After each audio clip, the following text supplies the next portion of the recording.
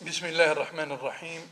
أحبتي الناس طيبين في مغربنا الحبيب، وفي الجزائر الشقيقة خاوة مكاندا، في الوطن العربي والإسلام. السلام عليكم ورحمة الله تعالى وبركاته.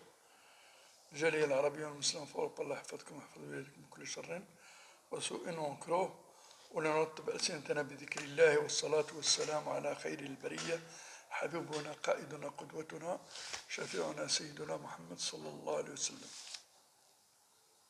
نسأل الله سبحانه وتعالى تكونوا بخير وعلى خير، في صحة جيدة وظروف حسنة وإياكم إن شاء الله، والله يبلغنا وإياكم رمضان ويجعلنا وإياكم من الذين يصومون إيمانا واحتسابا.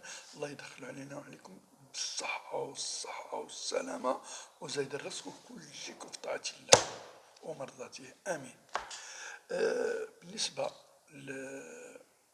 لتحليلات أو تحليل الدور الأول من دوري الكاف، عرف هيمنة عربية، وعرف تأهل 6 فرق عربية من المغرب أولمبيك أسفي،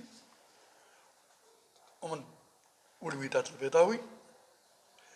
الوداد البيضاوي ضمن اللقاء في الربع يتلعب بين جمالين. نتمنى قرعة أن تتفادى لقاء أسفي. الجزائر تأهل عنها اتحاد العاصمة وشباب بلوزداد، ومصر الزمالك والمصري. يعني كل الفرق اللي شاركت هذه البلدان كلهم تأهلوا، وتأهلت كذلك فريق ماينما وفريق أوتوهو. إذن عندنا لقاءين يكون بنكهة عربية 100%، ولقاء بين ماينما وفريق عربي وأوتوهو وفريق عربي.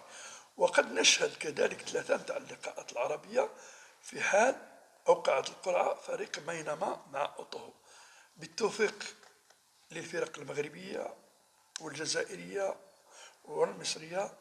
ولما لا أنا أتمنى لقاء النهاية يكون بين الوداد والمغرب الفاسي، أو إحدى الفريقين مع فريق عربي، بالتوفيق إن شاء الله للجميع. السلام عليكم ورحمة الله تعالى وبركاته.